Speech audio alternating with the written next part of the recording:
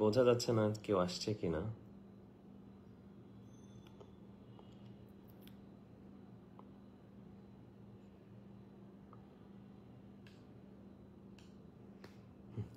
আসসালামু আলাইকুম। আশা করি আপনারা ভালো আছেন। আমি এনামুল হক বিজয়।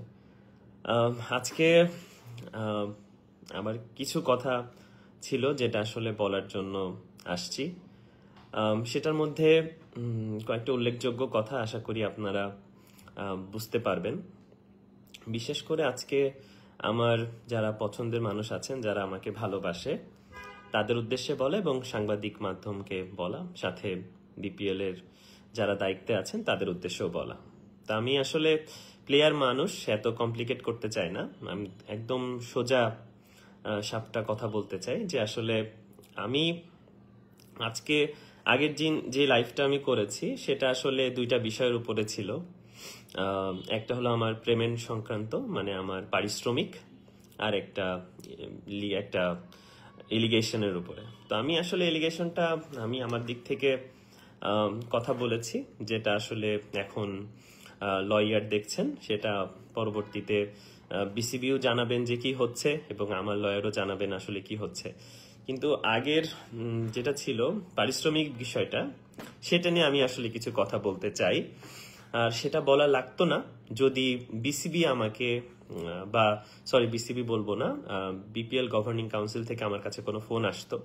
তো আমি যখন কাউকে পাচ্ছি না, কিন্তু তাদেরকে আবার দেখছি যে গণমাধ্যমে কথা বলতে, তার মানে গণমাধ্যম তাদেরকে পাচ্ছে বাট আমি পাচ্ছি না, বিষয়টা এরকম হয়ে গেছে। বা তারা গণমাধ্যমের সাথে কথা বলতে চাচ্ছে বা বলছে বাট আমার সাথে কথা বলছে না, তার মানে আমাকে হয়তো বা অ্যাভয়েড করছে নাকি আমাকে জানাতে চাচ্ছে না, সেই ব্যাপারে আমি আসলে অবগত নই। তো আমি যেটা ব্যাপারে বলতে চাচ্ছিলাম যে আমার বকেয়া বা আমার পারিশ্রমিক আপনারা ইতিমধ্যে জানেন, সংবাদ মাধ্যমে এবং সাংবাদিকদেরই বলতে চাই এবং বিপিএল সবাইকে জানাতে চাই যারা দায়িত্বে ছিলেন ওই সময়ে এবং এখনো যারা আছেন, সবার দৃষ্টি আকর্ষণই করছি যে আমি যেই 30 লক্ষ টাকা পারিশ্রমিক পাইনি সেই ব্যাপারে আমি বিপিএল এর যারা দায়িত্বে ছিলেন সবাইকেই কিন্তু অবগত করেছি। এমন না যে এটা আমি নতুন করে বলছি। আমি অলরেডি আপনাদের আমার সোশ্যাল মিডিয়ার মাধ্যমে আমি কিন্তু 3টা ডকুমেন্ট শো করেছি।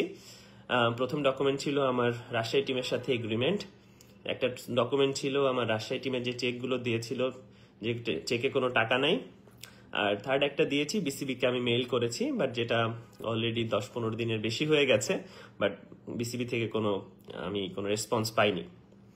তো আসলে লাইভে আসার একটাই উদ্দেশ্য যে মানুষজন আসলে যারা এখন দেখছেন তারা আসলে সত্যটা জানুক।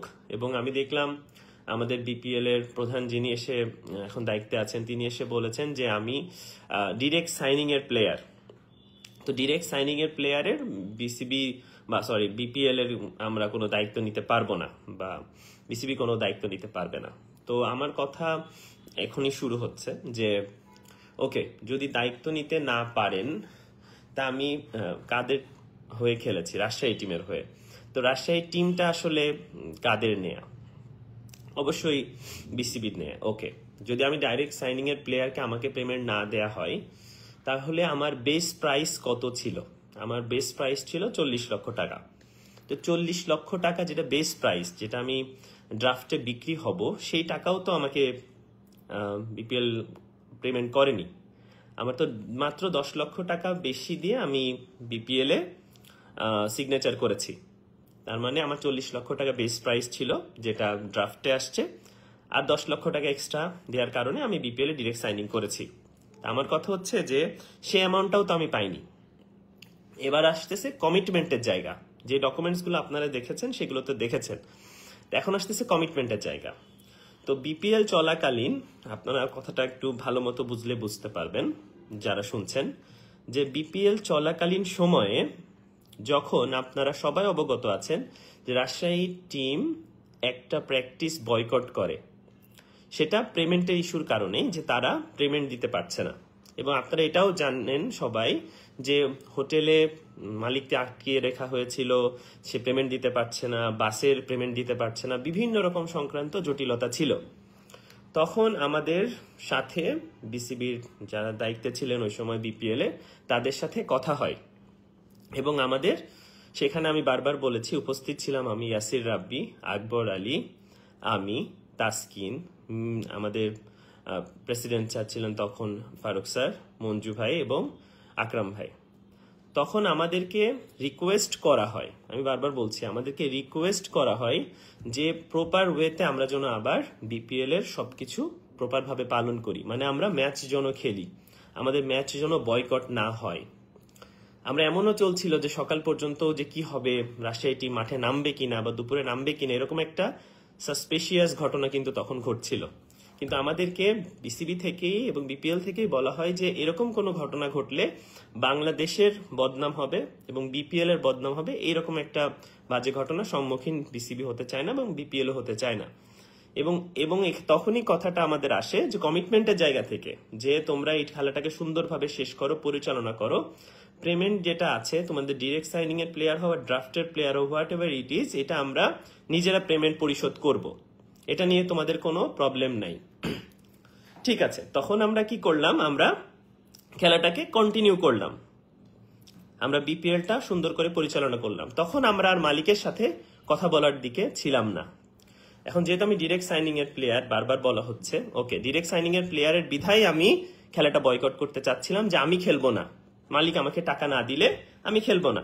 এন্ড বিপিএল এ আমাদের টিমে বলতে গেলে তাসকিন আর আমি পারফর্ম করছিলাম। Taskin highest run scorer, Taskin highest wicket taker এবং আমি হাইস্ট রান টেকারের অবস্থায় ছিলাম। কারণ এই সময় যদি আমি ম্যাচ না খেলি তখন একটা প্রশ্নের সম্মুখীন হতে হবে। সে কারণে আমাকে রিকোয়েস্ট করা হয়েছে এবং আমি ঠিক আছে বলেছি অবশ্যই আমি বিপিএলটা কন্টিনিউ করব।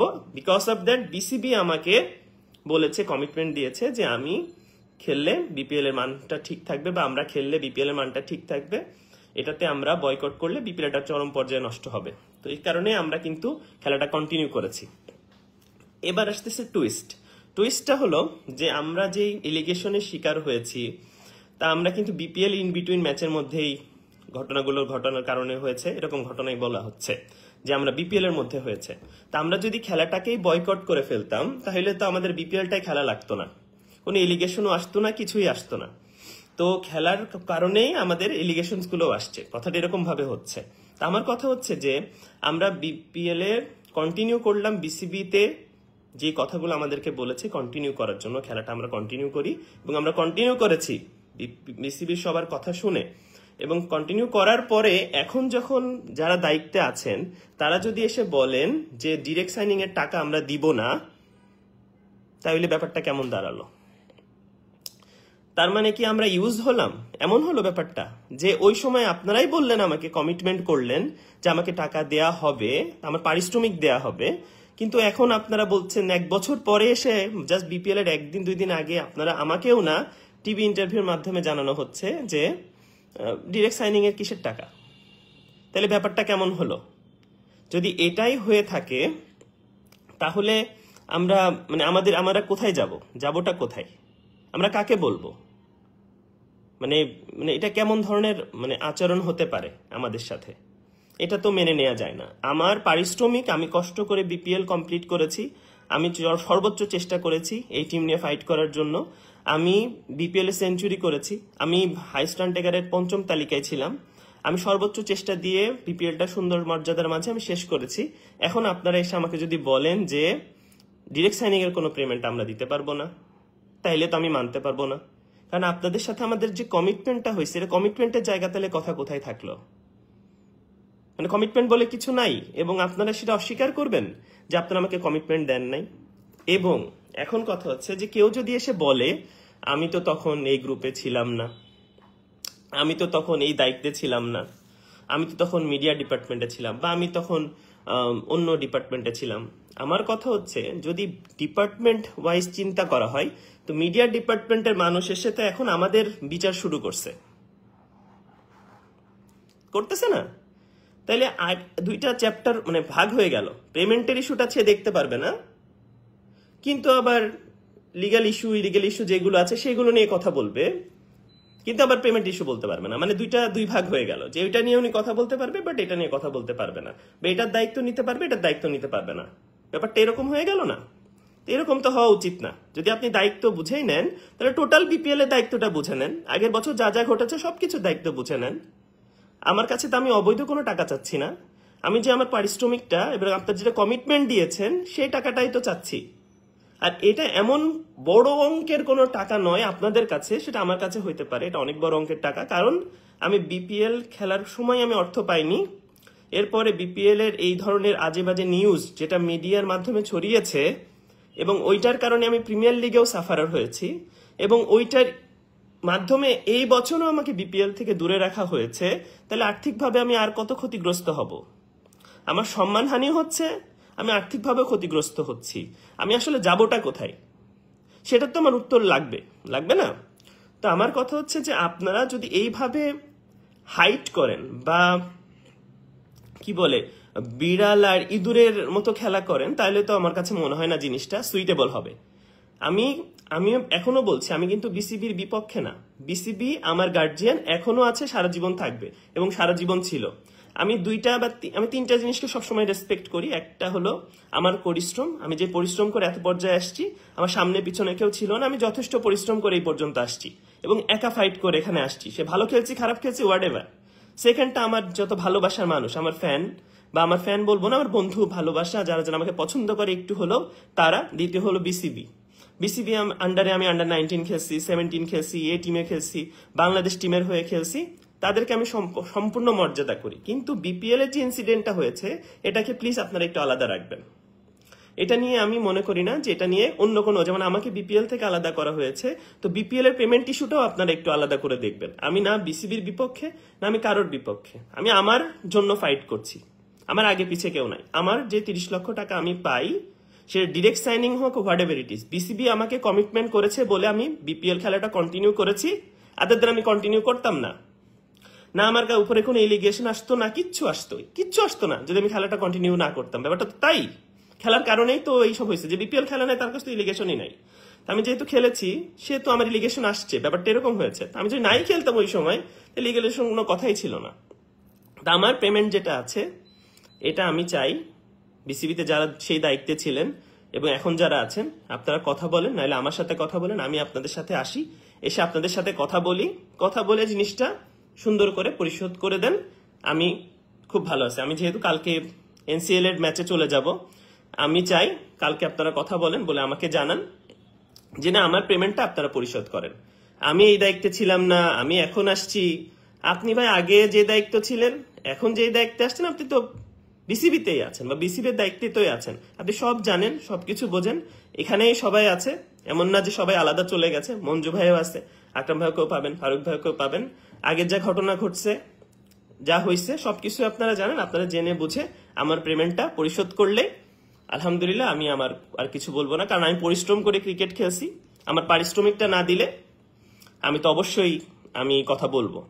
আমি তো চুপচাপ করে বসে বাসায় থাকবো না, এমন যে আমি অবৈধ কোনো টাকা চাচ্ছি। আমার যেটা প্রাপ্য টাকা সেটা আমি বুঝে পাবো, তাইলে আমি ধন্যবাদ জানাবো আপনাদেরকে।